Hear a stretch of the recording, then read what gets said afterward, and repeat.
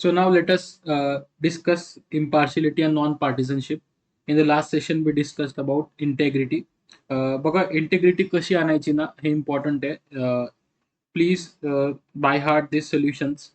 By heart this solutions म्हणजे मी काही असं काही रट्टू पोपट व्हायचं नाही, आपल्याला तसं नाही म्हणायचं, पण एक फ्रेमवर्क तयार पाहिजे ना की तुम्हाला जर ऍडमिनिस्ट्रेशन मध्ये एथिक्स कसं आणायचं तर हेच लिहा. जनरली हेच आहेत सगळे, ह्याच गोष्टी आपण वारंवार लिहितो, पण स्ट्रक्चर्ड मॅनर मध्ये. बघा 5 वेगवेगळे पॉइंट्स आहेत, एकच मुद्दा नाहीये. बघा आपण जनरली लिहायला जाताना 2-3 पॉईंट्सच्या वरती आपल्याला सुचत नाही, तर आपल्याला 5-6 पॉईंट्स ऍटलिस्ट एका डायमेन्शनचे 5 पॉईंट्स लिहावे लागतात. सो तुम्ही फक्त बुलेटमध्ये जे बोल्ड केलेले आहेत ते जरी पॉईंट्स लक्षात ठेवले आणि मग ह्याच्यातलं, कारण हे सगळं लिहिता येत नाही एवढं एक्झाम मध्ये, आठवतच नाही, वेळ नसतो. So even if you recall this points, this it is fine. Now let us discuss the next important values of civil services. We saw integrity is the uncorrupted virtues, एक पॅकेज असते integrity. नाव impartiality non partisanship syllabus मध्ये mentioned आहे. आता basically impartiality म्हणजे काय? Partial behaviour. आधी आपल्या सामान्य शब्दांमध्ये पार्शियल बिहेवियर म्हणजे काय की तुम्ही कोणाला तरी फेवर करत असतात. पार्शियलिटी म्हणजे काय? आता तुम्ही बरेचदा हा शब्द ऐकला असेल खेळताना स्पोर्ट्समध्ये की नाही ह्यांनी पार्शियलिटी केली, म्हणजे दुसऱ्या पार्टीला त्यांनी न्यूट्रल न राहता एकाची कोणाची तरी बाजू घेतली, बरोबर? किंवा स्वतःचा इंटरेस्ट लक्षात ठेवून त्यांनी स्वतःच्या लोकांना अपॉइंट केलं. सो ही पार्शियलिटी झाली. सो हा एक महत्वाचा आहे की तुम्ही कोणाची तरी बाजू घेणं म्हणजे पार्शियलिटी तुम्ही करतात. गेम्स जो नियम आहे गेम्सचे फॉर एक्झाम्पल, ते नियम डावलून तुम्ही कोणाची तरी बाजू घेऊन टाकतात. सो त्याला आपण पार्शियलिटी म्हणतो. आणि इम्पार्शियलिटी म्हणजे हे नाही करायचं, तुम्ही न्यूट्रल असायला पाहिजे. तुम्ही तुमचे निर्णय जे आहेत ते एकदम ऑब्जेक्टिव्ह क्रायटेरियावरती बेस्ड पाहिजे. दोन पार्टीज जर भांडण करतायत किंवा क्रिकेटमध्ये तुम्ही दोघं एका साईडला तुमच्या जवळची टीम आहे आणि तुम्ही अंपायर आहे, तुम्ही गावामध्ये बघितलं असताना भरपूर असे भांडणं होतात, किंवा दोघं व्यक्तींचं भांडण चालू आहे आणि तुम्हाला मध्यस्थी जर बोलवलंय तर तुम्ही एकाचीच बाजू घेतात, नाही नाही हाच बरोबर आहे, without understanding the other person, आणि तुम्ही ते फॅक्ट्स लक्षात घेत नाही. मग ते झालं तुमचं पार्शियल बिहेवियर. सो इम्पार्शियलिटी म्हणजे तुम्ही कोणाचीच बाजू घेत नाही आणि जे निर्णय देतात तुम्ही किंवा जो विचार मांडतात तो फॅक्ट्स आणि ऑब्जेक्ट व्यवस्थित सगळं तथ्यानुसार सगळं बोलतात किंवा वागतात, त्याला आपण इम्पार्शियलिटी म्हणतो आपल्या साध्या भाषेमध्ये. तसंच नॉन पार्टिसनशिप हा खूप पिक्युलर क्वालिटी आहे. नॉन पार्टिसनशिप ही जी आहे ना, ही जनरली हा सेम आहे, म्हणजे सिमिलॅरिटी आहे दोघांमध्ये. बरेच लोक कन्फ्युज होतात, बरेच लोकांना तुम्ही विचारा, खूप जणांना जे 2-2 वर्ष अभ्यास करतायत त्यांनाही याच्यामध्ये व्यवस्थित डिफरन्स सांगता येत नाही. Non partisanship is generally कन्सर्ड with the politics, म्हणजे किंवा पॉलिटिकल ऑब्जेक्ट्स, पॉलिटिकल ॲटिट्यूड. म्हणजे कसं की हे पिक्युलर एक केस आहे इम्पार्शियलिटीची, किंवा तुम्ही असं म्हणू शकतात की नॉन पार्टिसनशिप मध्ये म्हणजे तू एखाद्या पॉलिटिकल पार्टीची बाजू तुम्ही बाजू घेत नाही. You are not partisan. Partisan म्हणजे पार्टी. तुम्ही एखाद्याच्या ग्रुपमध्ये जात नाही किंवा गुटात जात नाही किंवा एखाद्या गटात जात नाही पॉलिटिकल पार्टी, तर तुम्ही पॉलिटिकल पार्टीजला, सगळ्या पॉलिटिकल पार्टीजला इक्वली ट्रीट करतात. So non partisanship is generally in the administration is related to political attitude. म्हणजे तुम्ही अधिकारी बनलात आणि तुमच्या फेवर मधले पॉलिटिशियन्स असले का तुम्ही त्यांची बाजू घेतायत, असं जर होत असलं तर त्याला आपण पार्टिसनशिप म्हणतो. सो ही सिव्हिल सर्व्हिसेसची फंडामेंटल व्हॅल्यू मानली जाते, कारण सिव्हिल सर्व्हिसेसमध्ये पॉलिटिकल पार्टीज तर खूप आहेत ना, इलेक्शन्समध्ये सगळे पार्टिसिपेट करत असतात, आणि गव्हर्नमेंटमध्ये जी पार्टी एक पॉलिटिकल पार्टी गव्हर्नमेंट बनवते किंवा 4-5 पॉलिटिकल पार्टीज मिळून गव्हर्नमेंट बनते, आणि काही पॉलिटिकल पार्टीज अपोजिशनमध्ये असतात. सो तुम्ही जर पार्टिसन असलात, म्हणजे बघा, ऍज अन ऍडमिनिस्ट्रेटर गव्हर्नमेंटच्या पॉलिसीज राबवणं ही वेगळी गोष्ट आहे. जेव्हा एक पॉलिटिकल पार्टी पॉवरमध्ये जाते तेव्हा ती पॉलिटिकल पार्टी नसते, ती गव्हर्नमेंट बनते. तर त्यांचे नियम फॉलो करणं आणि त्यांचे स्कीम्स इम्प्लिमेंट करणं हे कर्तव्य आहे. पण तुम्ही जर पॉलिटिकलीच म्हणजे राईट आणि लेफ्ट किंवा मी ह्या पॉलिटिकल पार्टीला सपोर्ट करतो, मग दॅट विल हार्म द जो सिस्टम, डेमोक्रेसी उरणार नाही. उदाहरणार्थ जर इलेक्शन कमिशनमध्ये असे अधिकारी घुसले की ते एकाच पार्टीला सपोर्ट करतायत, तर ते इलेक्शनमध्ये किती फ्रॉड होईल विचार करा तुम्ही. इलेक्शन मशिनरी सगळी कॉम्प्रोमाइज होईल. सो फ्री अँड फेअर इलेक्शनसाठी पण नॉन पार्टिसनशिप गरजेची. सो पार्टिसनशिप जी आहे that is related to political, म्हणजे पॉलिटिकल पार्टीची बाजू घेणे किंवा एखाद्या गव्हर्नमेंटचे स्कीम. समजा तुम्ही डिस्ट्रिक्ट कलेक्टर आहे आणि सेंटरमध्ये किंवा स्टेटमध्ये अशी गव्हर्नमेंट आहे की जे तुम्ही त्यांना मानत नाहीत किंवा तुमचे पॉलिटिकल थॉट्स हे नाही, मॅच नाही होत, मग आणि त्यांनी एखादी स्कीम इम्प्लिमेंट केली आणि तुम्ही नाही नाही ती व्यवस्थित राबवली, sir that is example of non partisanship. मग ते लोक सफर होतील ना.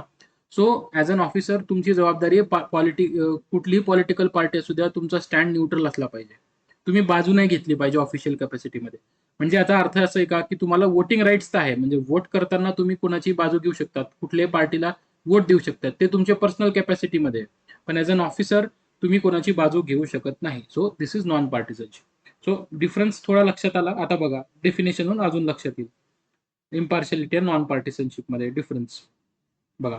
So impartiality refers to quality of being fair and just. Fair असायला पाहिजे ना तुम्ही. उदाहरणार्थ की तुम्ही तुमच्याकडे तुम्हाला टेंडर अलोकेट करायचे, तुम्ही डिस्ट्रिक्ट कलेक्टर आणि तुमच्या उदाहरणार्थ तुमच्या एखादा प्रोजेक्ट तुम्हाला राबवायचा आहे आणि त्यासाठी तुम्हाला रस्ता बांधून घ्यायचा आहे, त्यासाठी तुम्ही टेंडर बोलवतायत, की कंपन्यांना बोलवताय की मी तुम्हाला टेंडर देतो, आणि तुम्ही बघताय तुमच्याकडे 4 टेंडर आलेत रस्ते बांधायला, की आम्हाला द्या, 4 कंपन्या आल्यात की आम्हाला द्या कॉन्ट्रॅक्ट. तुम्ही बघणार की हा तर माझ्या गावचा दिसतोय, किंवा तो तुम्हाला कॉन्टॅक्ट करणार, असं असं आहे मला बघ. मग तुम्ही जर ह्याला कॉन्ट्रॅक्ट देताय without seeing their quality of work, तर ही झाली इम्पार्शियलिटी. ओके. सो फेअर आहे, तुम्ही इथं फेअर आहेत का नाही. फेअर म्हणजे काय, सगळ्यांना इक्वल चान्स देणं. आणि जस्ट म्हणजे मग जो डिझर्विंग आहे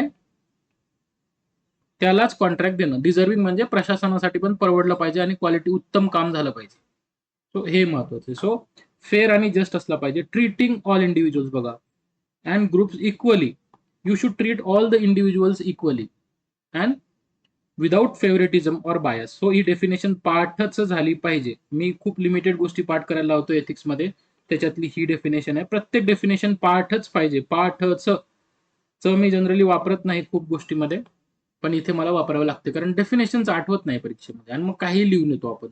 डेफिनेशन लक्षात असलं ना, आपण खूप काही गोष्टी डायमेन्शन्स एक्सप्लोर करू शकतो. त्यामुळे इम्पार्शियलिटी म्हणजे काय, it's a quality of being fair and just. पहिलं मी इंटिग्रिटीच्या डेफिनेशनवरती पण खूप फोकस केला, इथे पण करतोय. सो फेअर आणि जस्ट असला पाहिजे, म्हणजे सगळ्यांना समान संधी दिली पाहिजे आणि जो डिझर्विंग आहे त्याला तुम्ही अवॉइड करा. फेअर आणि जस्ट पाहिजे. ट्रीटिंग ऑल इंडिव्हिज्युअल्स इक्वली, सगळ्यांना तुम्ही इक्वली ट्रीट करा विदाउट फेवरेटिझम और बायस. जो डिझर्विंग असेल त्यालाच हे करा. सिमिलरली एखादा तुम्ही एखादी डायरेक्ट सरळ सेवा भरती करून घेत आहेत. तुमच्या उदाहरणार्थ तुम्ही डिस्ट्रिक्ट कलेक्टर आहात आणि तुम्हाला असं जाणवलं की तुमच्या ऑफिसमध्ये काही क्लर्कची वॅकन्सीज आहेत आणि तुम्हाला त्या जागा भरायच्या आहेत. मग तुम्ही ऍडव्हर्टाइजमेंट काढणार आहे की या क्लर्कच्या जागेसाठी अर्ज करा. ते अर्जामधून 50 अर्ज तुमच्याकडे आले, तुमच्याकडे 5 जागा खाली आहे. तर 50 अर्जापैकी फेअर आणि जस्ट असणं म्हणजे काय, तुम्ही सगळ्यांना समान संधी देणार आणि बघणार. आणि तुम्हाला जर वाटलं की आता सगळे लोक सेम वाटतायत, कोणाला निवडायचं, तुम्ही एक छोटी टेस्ट घेणार, एंट्रन्स एक्झाम घेणार, ती फेअर आहे, सगळ्यांना समान संधी देणार. आणि मग त्याच्यातून जो पहिला येणार मग त्याचा इंटरव्ह्यू, आणि मग ते 4-5 जे आहेत ते तुम्ही तशी प्रोसिजर फॉलो करणार. आणि पार्शियलिटी म्हणजे काय, तुम्हाला कोणाचे फोन येणार की साहेब असे, कारण भारतामध्ये माहिती तुम्हाला की असं असं, त्याला अपॉइंट जर करून घेणार तुम्ही without giving equal chance and equally treating, so that is impartiality. Even constitution of India article 15 तुम्ही अभ्यास केला असेल. आर्टिकल 15 मध्ये काय, prohibition of discrimination. So impartiality जर नसली तर काय होते, डिस्क्रिमिनेशन म्हणजे भेदभाव करतात तुम्ही. सो कॉन्स्टिट्यूशन मध्ये याला प्रोहिबिशन आहे. कॉन्स्टिट्यूशन याला मनाई करते की प्रशासनाने किंवा स्टेटनी नागरिकांशी भेदभाव करायचाच नाही. ठीक आहे. सो दिस इज आर्टिकल 15, करायचा नाही की हा okay. So discrimination is prohibited in administration. बघा ऍडमिनिस्ट्रेशन मध्ये कसं आहे. सो इम्पार्शियलिटीचे डेफिनेशन पाठ पाहिजे. Mark this is very important. In administration म्हणजे काय, it means decisions based solely on facts, policies and merit rather than personal beliefs or relationships. So basically impartiality means taking decisions. तुम्ही हे पण डेफिनेशन लिहू शकता की इम्पार्शियलिटी मीन्स, इम्पार्शियलिटीची ही जनरल डेफिनेशन ही पण पाठ करा की being fair, just and treating all individuals equally without favouritism or bias. आणि ऍडमिनिस्ट्रेशनमध्ये, प्रशासनामध्ये जर वापरायची झाली तर तेच की decisions must be based on facts. याचाच अर्थ काय, आपण हे जे कॉन्ट्रॅक्ट देत होतो इथे काय करत होतो आपण, फॅक्ट्स आणि मेरिटच्या बेसिसवरती निर्णय घेत होतो. तो माझ्या ओळखीचा आहे किंवा मला तो चांगला वाटतोय दिसायला किंवा त्याची पर्सनॅलिटी चांगली आहे ह्याच्यावर नाही. फॅक्ट्स. इथे फॅक्ट्स काय की कोणाला एक्सपिरियन्स चांगला आहे, कोणाचं काम चांगलं आहे, पॉलिसीज आपल्याला कसं बनवून घ्यायचंय, अँड मेरिट, की कोण बेस्ट आहे यांच्यापैकी, रॅदर दॅन मला काय वाटतंय आणि त्याला काय वाटतंय. म्हणजे असं पण नाही बरं, की आता हे बघा पर्सनल बिलीफ्स पण नाही, की मला असं वाटतंय की असंच पाहिजे, हाच पाहिजे, ह्याच माणसाने केलं पाहिजे. नाही, तुम्ही फॅक्ट्स आणि ते व्यवस्थित जाणून घ्या, त्याला आपण म्हणतो impartiality. So taking your decision based on facts, policies and merit. हा शब्द लक्षात ठेवा, मेरिट हा येत नाही आपल्या लिहिण्यात. ठीक आहे, मेरिट म्हणजे काय, की त्याची गुणवत्ता. ही गुणवत्तेच्या आधारावरती तुम्ही निवड करायची एखाद्या कॅन्डिडेटची, ती पण करा. युपीएससी तसंच करते ना. So impartiality, right. युपीएससी मेरिटच्या आधारावरतीच करते. सगळ्या एंट्रन्स एक्झाम काय, competitive exams merit. So civil servants must be impartial. का गरजेचे बघा, in their duties to ensure that their actions and decisions serve the public interest without discrimination.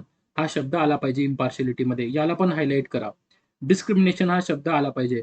जर impartiality नसेल तर तुम्ही डिस्क्रिमिनेट करताय ना. तुमच्याकडे दोन नागरिक आले आणि दोन नागरिक म्हणताय साहेब मला डॉक्युमेंट द्या. एखादा एक तुमच्या गावाकडचा आहे किंवा तुमच्या जातीचा आहे, तुमच्या धर्माचा आहे, आणि तुम्हाला जर ते डोक्यामध्ये डिसीज असला की जातीच्या आधारावर, धर्माच्या आधारावरती तुम्ही जर डिस्क्रिमिनेट करायला, तुम्ही जर असं ठरवलं की नाही मी ह्यालाच देणार आणि दुसऱ्याला डॉक्युमेंट नाही देणार, मग हे डिस्क्रिमिनेशन झालं ना, हे पार्शियलिटी झाली, किंवा याला आधी देणार आणि त्याला नंतर देणार. So you are not serving the public interest, or you are not serving all the individuals equally. कारण प्रशासनामध्ये पब्लिक इंटरेस्ट, तुम्ही तुमच्या समोर public interest is the supreme. तुमचे पर्सनल इंटरेस्ट नाही, तुमचे पर्सनल नाते गोते नाही, पब्लिक इंटरेस्ट आणि सगळे all persons are same in the eyes of law. तो तुम्हाला न डिस्क्रिमिनेशन करता द्यायचं आहे. Impartiality promotes fairness and implementation of policies and services. बरोबर आहे ना, फेअरनेस प्रमोट करते. सो एक्झाम्पल, हे एक्झाम्पल लक्षात ठेवा. A public servant adjudicating a public contract. Contract देताना बघा, must evaluate all the bids. Bids म्हणजे सगळे जे आलेले आहेत तुमच्याकडे बिडिंगसाठी proposals, based on criteria like cost, quality, rather than personal connections to any bidders. हे एक्झाम्पल लक्षात ठेवा. सो गिव्हिंग कॉन्ट्रॅक्ट, छोट्यामध्ये पण असं पण करू शकता, to awarding contract on the basis of quality, cost etcetera. हे काय फॅक्च्युअल पॅरामीटर्स आहेत ना, रॅदर दॅन पर्सनल कनेक्शन और पर्सनल बिलीफ्स और personal relations. This is example of impartiality. ठीक आहे. आर्टिकल 15 पण तुम्ही लिहा. आर्टिकल 15 स्पेसिफिकली काय करतो, आर्टिकल हे बघा, आपण कॉन्स्टिट्यूशनचे आर्टिकल लिहायचे असतात एथिक्समध्ये भरपूर, बिकॉज कॉन्स्टिट्यूशन मध्ये पण भरपूर व्हॅल्यूज आहे ना. आपण शेवटी काय शिकतोय, ऍडमिनिस्ट्रेशन मधल्या व्हॅल्यूज शिकतोय ना आपण. सो आर्टिकल 15 मेन्शन करा. मेन्शन आर्टिकल 15, कारण आर्टिकल 15 म्हणतोय आपल्या पूर्ण भारतीयांना, आणि खास करून जे स्टेट आहे, राज्य आहे, राज्याची संकल्पना आहे. स्टेट म्हणजे राज्य, त्याच्यामध्ये सगळं येतं मग. सो आणि स्टेटमध्ये ऑफिसर्स पण येतात, right, they are part of state. की इम्पार्शियलिटी, की राज्याने काय करावं, नागरिकांना डिस्क्रिमिनेट करू नये, आर्टिकल 15 सांगतं. इथूनच इन्स्पिरेशन आपल्याला भेटतं. सो हे पण तुम्ही लिहू शकता. सो कॉन्ट्रॅक्ट वाला एक्झाम्पल इथं लिहू शकतात. सो इम्पार्शियलिटी समजलं, फेअर, जस्ट, आणि डिसिजन्स कशावर पाहिजे, डिसिजन्स शब्द लक्षात ठेवा, decisions based on merit, facts of the case. This is impartiality. आणि इम्पार्शियलिटी असली तर, इम्पार्शियलिटी जर तुम्ही असली तर निर्णय फेअर होतात, लोकांचा कॉन्फिडन्स वाढतो ना, निर्णय कायदा, आणि तुम्ही पण अडचणीत येत नाही ना पुढं. So it also helps to implement rule of law, accountability सोपं जातं ना. आणि नॉन पार्टिसनशिप बघा, आपण बघितलंय. Non partisanship refers to the principle of बघा, remaining neutral and uninfluenced by political affiliations or party politics. Definition part पाहिजे. So कारण हे नंतर कन्फ्युजन परत होणार तुम्हाला, अरे नॉन पार्टिसनशिप आणि इम्पार्शियलिटीमध्ये हे दोघं सोबत विचारले जातात बरेचदा क्वेश्चन, की इम्पार्शियलिटी, नॉन पार्टिसनशिप नेहमी most of the time I have seen की सोबत विचारतात, की डिफरन्शिएट बिटवीन इम्पार्शियलिटी आणि नॉन पार्टिसनशिप, और इम्पार्शियलिटी आणि नॉन पार्टिसनशिपचं महत्व सांगा. मग तुम्हाला दोघांचं डेफिनेशन लिहावं लागेल ना. सो रिमेनिंग, दोन शब्द लक्षात ठेवा, neutral and uninfluenced. Remaining neutral and uninfluenced by, कशासाठी, कशामुळं, political affiliations and party politics. इथे काय करत होता तुम्ही, तुम्ही डिसिजन घेताना फेअर, जस्ट होतात. Decisions were based on merit, data, facts, policies. And here you are not taking sides, और you are remaining neutral and not influenced by political affiliations. तुम्ही पॉलिटिकल अफिलिएशन्स म्हणजे पॉलिटिकल पार्टीज आणि पॉलिटिक्समध्ये indulge नाही होते. This is non partisanship. In administration, it means civil servants should not allow political beliefs बघा political beliefs तर असणारच आहे civil सर्वंटला. आता तुम्ही आत्ता उदाहरणार्थ तुम्हाला खूप खूप सारे पॉलिटिकल तुमचे लोकल लीडर्स आवडत असणार आहे. मग असं आहे का की सिव्हिल सर्वंटला पॉलिटिकल बिलीफ्स नसतात? असतात, असणारच आहे, बाय डिफॉल्ट आहे. प्रत्येक माणूस आहे. तुम्ही आता उद्या सिव्हिल सर्वंट बनायला जाणार आहे, तर तुमचे पॉलिटिकल बिलीफ्स असणारच आहे ना. त्याच्यात काही हरकत नाहीये. तुम्हाला राईट टू वोट पण आहे ना, तुम्ही मतदान पण करतात ना. पॉलिटिकल बिलीफ असल्याशिवाय कसं काय मतदान करणार आहे? आणि पॉलिटिकल ऍटिट्यूड तर पाहिजेच.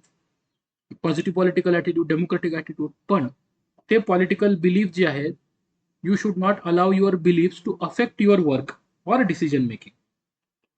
ऑफिशियल डिसिजन मेकिंग अफेक्ट नाही झाली पाहिजे त्या बिलीफमुळे. म्हणजे काय, तुम्ही उद्या आय एस झालात, डिस्ट्रिक्ट कलेक्टर झालात, आणि इलेक्शन कमिशन जे आहे त्यांनी तुम्हाला इन्चार्ज अपॉइंट केले, रिटर्निंग ऑफिसर डिस्ट्रिक्टचा तुमचं हे केलं की तुमच्याकडे ते तसंच करतात, त्यांनाच देतात, आय एस हँडल करतात. आणि तुमचे पॉलिटिकल बिलीफ्स आहे की नाही, मला ही पॉलिटिकल पार्टीज माझ्या जवळचे, मग मी मग तुमचं काय होईल, तुमचे बिलीफ आहे ठीक आहे, बिलीफ तुमच्या पर्सनल कॅपॅसिटीमध्ये काय असेल तुम्ही तुम्ही त्यांना मतदान करणार किंवा पर्सनल कॅपॅसिटीमध्ये. आणि इलेक्शनच्या वेळी तेवढा वेळच नसतो. तर तुम्ही ऑफिशियल कॅपॅसिटी, तुमचे ऑफिशियल डिसिजन जे आहेत ते तुमचे पूर्णपणे न्यूट्रल पाहिजे. So neutrality in decision making related to political parties. So non partisanship ensures, महत्व बघा, the government officials execute their duties without aligning or promoting any political party. This is very very important. So जर अधिकारीच political पार्टीशी align करायला लागले तर democracy संपली समजा. मग डेमोक्रेसी उरते कुठे? कारण डेमोक्रेसी म्हणजे इन्स्टिट्यूशन, संस्थांमध्ये ना democracy. Democracy is in the institution. म्हणजे काय, पार्लमेंट ही आपली संस्था आहे, डिस्ट्रिक्ट कलेक्टरेट ही आपली संस्था आहे. इथे थोडी ना पॉलिटिकल पार्टी, आता इथे पार्लमेंटमध्ये पॉलिटिकल पार्टीचे जरी बसत असले तरी ते बदलत असतात, पार्लमेंट तिथेच आहे. सो त्या इन्स्टिट्यूशनमध्ये लोक येत असतात, आपले प्रतिनिधी जात असतात. So that the politicians keep changing but the institution remains. ती संस्था आहे, तिथे गेल्यावर सगळे सरळ होतात. म्हणजे त्या एक एथोस पाळतात. डिस्ट्रिक्ट कलेक्टोरेट ती संस्था आहे, त्याच्यामुळे लोकशाही आहे. तिथे वेगवेगळे लोक सर्व करतात, चालू आहे 50-70 वर्ष झाली.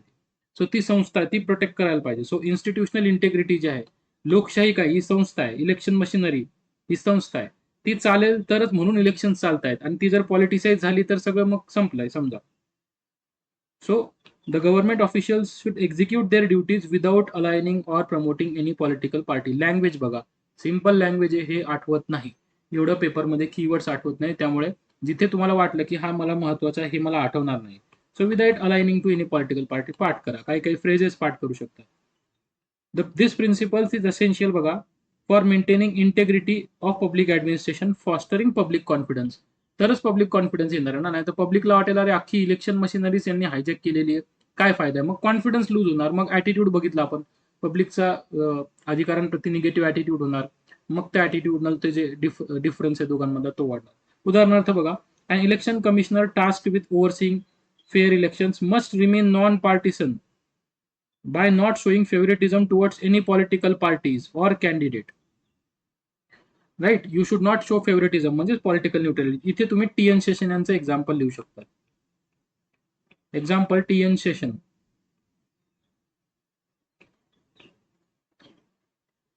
Through his non partisanship and values of integrity किंवा non partisanship he laid strong foundation of election commission, किंवा ही इंट्रोड्युस्ड किंवा he strengthen the integrity of the organisation or effectiveness of election commission. ठीक आहे, T N. Seshan किंवा S N. Sen, Sukumar Sen जे आहे ते पहिले इलेक्शन कमिशनर होते भारताचे.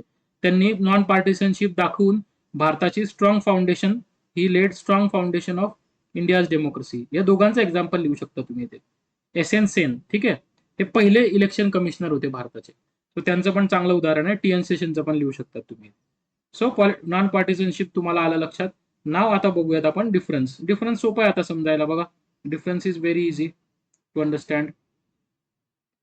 ह्या दोघच व्हॅल्यू थोड्या टफ आहे, बाकीच्या व्हॅल्यू सगळ्या सोप्या आहेत. सो इम्पार्शियलिटी बघा, फोकस कशावरती इम्पार्शियलिटीचा, focus is on fairness and justice in decision making. Fair पाहिजे आणि जस्टिस पाहिजे. फेअरनेस आणि जस्टिस हे कॉन्ट्रॅक्ट लक्षात घ्या. 5 लोक आलेत, सगळ्यांना इक्वल चान्स द्या, म्हणजे फेअरनेस आणि जस्टिस, जो डिझर्विंग आहे त्यालाच द्या. So fairness and justice. आणि नॉन पार्टिसनशिप म्हणजे न्यूट्रलिटीवरती फोकस आहे, की 2 पार्टीज आहेत तुमच्या समोर किंवा 4 पार्टीज आहेत, त्या एकाला अलाइन नका हो तुम्ही. Neutrality in political affiliation, neutrality towards political affiliation हा वर्ड वापरा. ठीक आहे, न्यूट्रलिटी महत्वाची. ऑब्जेक्टिव्ह काय आहे? Treat all individuals and group equally. इथं काय? एन्श्युअर नॉन पार्टिसनशिपचा मेजर ऑब्जेक्टिव्ह काय आहे? लक्षात घ्या, तुम्हाला फंडामेंटल कॉन्सेप्ट समजल्याशिवाय हे लिहिता येणार नाही. इम्पार्शलिटीचा मेन ऑब्जेक्टिव्ह काय आहे? की सगळ्यांना इक्वली सर्व्ह केलं पाहिजे. आणि नॉन पार्टिसनशिपचा काय आहे? की administration bureaucracy should be free from political influence. हे महत्वाचं आहे की राजकीय प्रभाव नाही पाहिजे, पॉलिटिकल इन्फ्लुएन्स, किंवा त्याला आपण म्हणतो पॉलिटिसायझेशन ऑफ ब्युरोक्रेसी पण म्हणतो. हा शब्द लिहून घ्या.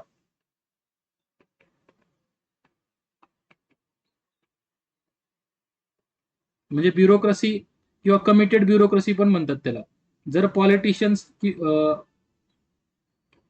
म्हणजे ब्युरोक्रेसी जर पॉलिटिशियनच्या म्हणण्यानुसार इन द सेन्स पॉलिटिकल पार्टीला सपोर्ट करायला लागले, एखाद्या लिडरला ऑफिशियल कॅपॅसिटीमध्ये पण सपोर्ट करायला लागले, देन त्याला कमिटेड ब्युरोक्रेसी म्हणतो, किंवा पॉलिटिसायझेशन. मग प्रत्येक याच्यामध्ये तुम्हाला राजकीय इन्फ्लुएन्स दिसणार. बऱ्याचदा पोलीस लोक कंप्लेन करतात की नाही, पॉलिटिकल इंटरफरन्समुळे. आपण बघितलं ना ते की attitude of administration towards people, की अधिकाऱ्यांना वाटतं की लोक पुढाऱ्यांना घेऊन येतात आणि मग ते पॉलिटिकल हस्तक्षेप करतात आणि मग सोडावं लागतं. म्हणजे भरपूर गोष्टी आहेत त्या. मग डिसिजन मेकिंग मध्ये प्रॉब्लेम होतो. सो पॉलिटिसायझेशन होते, पॉलिटिकल इन्फ्लुएन्स, इंडिपेंडन्स हार्म होते ना सिव्हिल सर्व्हिसेसचा. स्वतंत्र निर्णय. तुम्ही उद्या विचार करा, तुम्ही डिस्ट्रिक्ट कलेक्टर आहे, तुम्ही स्वतः ऍक्शन घेताय, तुम्ही काही ऍक्शन घेतली आणि तिकडनं फोन आला कोणाच्या पॉलिटिशियनचा की असं असं करू नका. This is example of political influence. मग तुम्ही न्यूट्रल असणार तर तुम्ही नाही काय करणार, आणि तुम्ही जर पॉलिटिकल पार्टीची असणार तर तुम्ही मग त्यांना हे करणार. सो ऍप्लिकेशन काय? Relevant in all decision making processes. Impartiality सगळ्या निर्णयक्षम गरजेचं आहे. Primarily relevant in political and election context. हे इलेक्शनचे एक्झाम्पल इथे आले पाहिजे, कारण मोस्टली तिथेच आहे ना. So political and electoral context याच्यात गरजेचं आहे. हे याचा रेलेव्हन्स मेनली आपण नॉन पार्टिसन बघितलं, की जनरली पॉलिटिकल पार्टीज आणि इलेक्शनच्या संबंधित हे जास्त पिक्चरमध्ये येतं, नॉन पार्टिसनशिप. आणि हे सगळे डिसिजन, सगळे इव्हन इकडेचे पण डिसिजन्स, राईट. सो म्हणजे दोन पॉलिटिकल पार्टीज तुमच्याकडे आले तर न्यूट्रलिटी आणि पॉलिटिकल नॉन पार्टिसनशिप आणि इम्पार्शियलिटी हे इकडे पण अप्लाय होते ना. पण non partisanship is specifically apply to this. So example, evaluating public service applications fairly. तुम्हाला जे समजा तुमची कोणाला ऑफिसमध्ये एखाद्या 4 जागा रिकाम्या आहेत, तर तुम्ही सगळ्या इव्हॅल्युएटिंग करा. एक्झाम्पल पण लक्षात ठेवा. इलेक्शन कमिशनर एक्झाम्पल बघा, हे भारी एक्झाम्पल आहे, छोटं क्रिस्प एकदम एक्झाम्पल आहे. Election commissioner not favouring any political party. This is very important. This is example of election commissioner is a civil servant, right. So election commissioner not favouring any political party is an example of non partisanship. हे जे diagram आहे ती पाठ करा. हे जे difference पाठ करायसारखं काय बघा. हे पाठ करत बसू नका, शब्द पाठ करत बसू नका, अर्थ लक्षात ठेवा, कारण शब्द तुमच्या लक्षात राहणार नाही, कॉन्सेप्ट लक्षात राहील. ही फोकस कशात आहे, सगळ्यांना इक्वल ट्रीट केलं पाहिजे, याचं हे लक्षात ठेवा. बघा डिफरन्स कोणत्या बेसिसवर करतो, याचं ध्येय काय, की पॉलिटिकल इन्फ्लुएन्स पासून फ्री पाहिजे.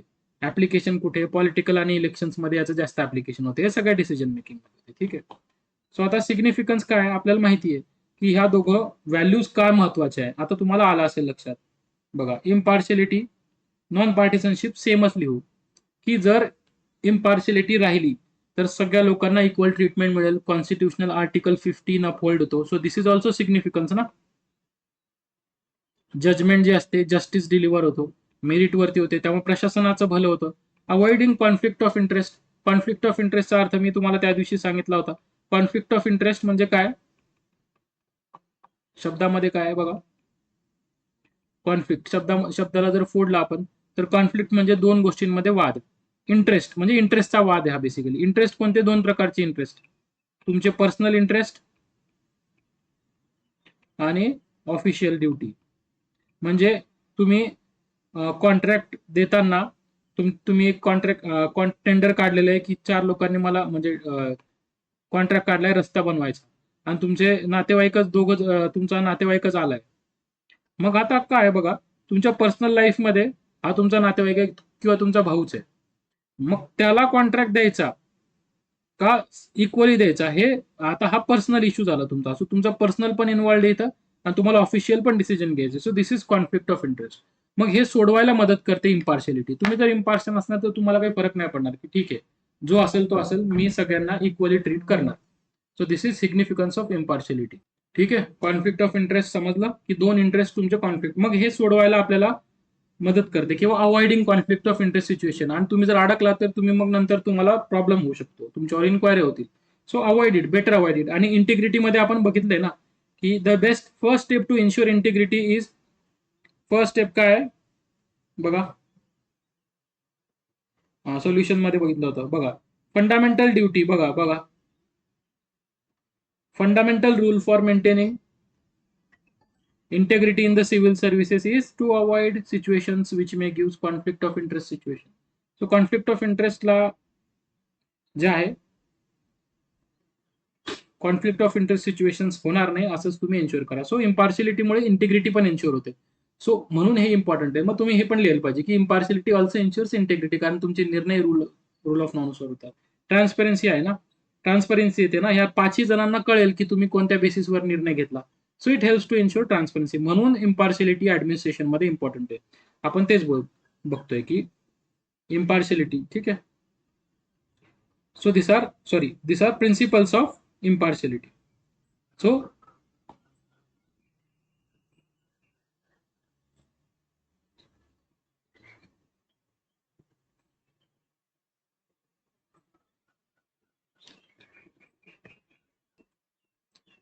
So बघा, प्रिन्सिपल्स ऑफ अकाउंटेबिलिटी. सो बघा, प्रिन्सिपल्स ऑफ इम्पार्शियलिटी, इम्पार्शियलिटीचे काही प्रिन्सिपल्स आपण डिफरन्स बघितलं. आता प्रिन्सिपल्स म्हणजे की इम्पार्शियल हे लक्षात ठेवायचं तरच ठेवा, पण इम्पार्शियलिटी कशी एन्श्युअर करायची किंवा इम्पार्शियलिटीचे स्टेजेस काय आहेत ते आहेत, म्हणजे कशी एन्श्युअर करायला पाहिजे तुम्ही ॲज अन ऑफिसर. तर बघा, पहिली स्टेप तुमची काय आहे की तुम्ही फर्स्ट स्टेप इज, प्रिन्सिपल्स बघतोय या, first step is you should treat all the citizens equally.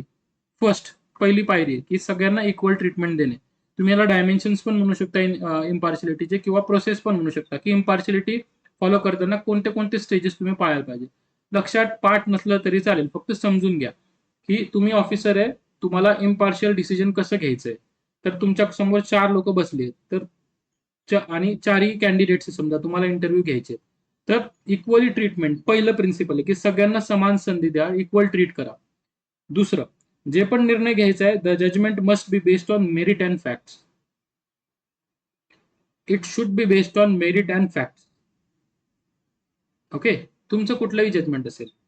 Avoid conflict of interest. तुम्ही conflict of interest situation avoid करा. अवॉइड करा म्हणजे काय करा की तुम्ही 4 लोकांचा इंटरव्ह्यू घ्यायचा आहे आणि चौथा तुमचा भाऊ आहे किंवा एक जण तुमचा भाऊ आहे त्याच्यामध्ये, तुम्ही त्याचा इंटरव्ह्यू नका घेऊ. तुम्ही बाहेर पडा प्रोसेसमधून आणि सांगा की या केसमध्ये माझा पर्सनल इंटरेस्ट पण इन्व्हॉल्ड आहे, म्हणून दुसऱ्याला कोणाला तरी घ्यायला लावा त्याचा इंटरव्ह्यू. सो तुम्ही अवॉइड करतात, किंवा तुमचा जे पण पर्सनल इंटरेस्ट असेल ते तुम्ही अवॉइड करा. आणि लास्ट इज, जे पण निर्णय असेल ते सगळ्यांसमोर ठेवा की का निर्णय घेतला, मी या XYZ कॅन्डिडेटला निवडलं कारण त्याचं परीक्षेमध्ये रिटर्न मध्ये त्याला चांगले मार्क्स होते, इंटरव्ह्यू मध्ये त्याला चांगले मार्क्स होते, सो म्हणून त्याला आम्ही घेतलं. सो निर्णयांमध्ये ट्रान्सपरन्सी ठेवा, म्हणजे तुमच्या डिसिजन मेकिंग मध्ये इम्पार्शियलिटी येईल. हे तुम्ही सामान्य आयुष्यात पण पाळू शकतात तुमच्या डेली लाईफमध्ये. ओके, सो लक्षात राहिलं ना. सो डायमेन्शन जनरेट होतात बघा. इम्पार्शियलिटीचं सिग्निफिकन्स लिहिता येते, मग सिग्निफिकन्स शेजारचं वाचायची गरज पण नाही जर आपल्याला प्रिन्सिपल माहिती असले. काय पहिलं प्रिन्सिपल आहे, equal treatment of all. Judgments तुम्ही जे डिसिजन्स आहेत ते मेरिटवर घ्या. कॉन्फ्लिक्ट ऑफ इंटरेस्ट अवॉइड करा अँड ट्रान्सपरन्सी असू द्या तुमच्या निर्णयांमध्ये. मग सिग्निफिकन्स, महत्व काय बघा. जस्टिस होणार, न्याय होणार सगळ्यांसोबत. ट्रस्ट वाढणार. रूल ऑफ लॉ, कारण तुम्ही जे नियम आहे तेच पाळून घेतले, नियम थोडी डावलून हे करणार तुम्ही. एफिशियन्सी वाढणार, कारण तुम्ही काय करणार, कॉन्ट्रॅक्ट जो आहे तो जो जास्त चांगलं काम करेल त्यालाच देणार, त्यामुळे एफिशियन्सी वाढणार. फॅसिलिटेट डिस्प्यूट रिझोल्युशन होणार, की तुमच्याकडे परत कोणी जर हे केलं की असं XYZ गोष्टी होऊ शकतात, किंवा लोक तुमच्याकडे डिस्प्यूट रिझोल्युशनसाठी येतील की हा न्यूट्रल माणूस, इम्पार्शियलिटी हे करतात. प्रोटेक्ट मार्जिनाइज सेक्शन्स, हे नेहमी आहे. इथं प्रोटेस्ट झालाय, इथं प्रोटेक्ट पाहिजे. Protect marginalise sections. आता मार्जिनलाइज सेक्शन्स म्हणजे काय, ते दुर्बल घटक आहे. तुमच्या समोर गरीब माणूस आला, एखादा व्यक्ती आला, त्यांच्याकडे जनरली बघा सिस्टमचा फायदा किंवा दुरुपयोग कोण करून घेतं जास्त, कोलिजिव्ह करप्शन आपण म्हणतो, अधिकाऱ्यांना कोण पैसा खाऊ घालतो, जे श्रीमंत आहे किंवा डॉमिनेटिंग सेक्शन्स आहेत, किंवा श्रीमंत म्हणण्यापेक्षा it is not a right word, जे इन्फ्लुएन्शियल आहेत, इन्फ्लुएन्शियल सेक्शन नच फायदा घेऊ शकतात, इम्पार्शियलिटीला डावलू शकतात. त्यामुळे तुम्ही जर इम्पार्शियल असला, न्यूट्रल असला, तर तुम्ही, आणि गरीब माणसाला आवाज नसतो, किंवा गरीब व्यक्तीला, किंवा जो ज्याला रिसोर्सेस, ज्याच्याकडे रिसोर्सेस नाही, ज्याला माहिती नाहीये, सो अशाच व्यक्तीचं जनरली सिस्टममध्ये प्रॉब्लेम्स होतात. मग तुम्ही जर इम्पार्शियल असणार तर त्यांना पण प्रोटेक्ट करू शकतात. So this is significance of impartiality. मग सेम हे करा की काय करायला पाहिजे इम्पार्शियलिटीसाठी, पर्सनल इंटेग्रिटी, ह्याच गाईडलाईन तुम्ही तिथे लिहा. ठीक आहे.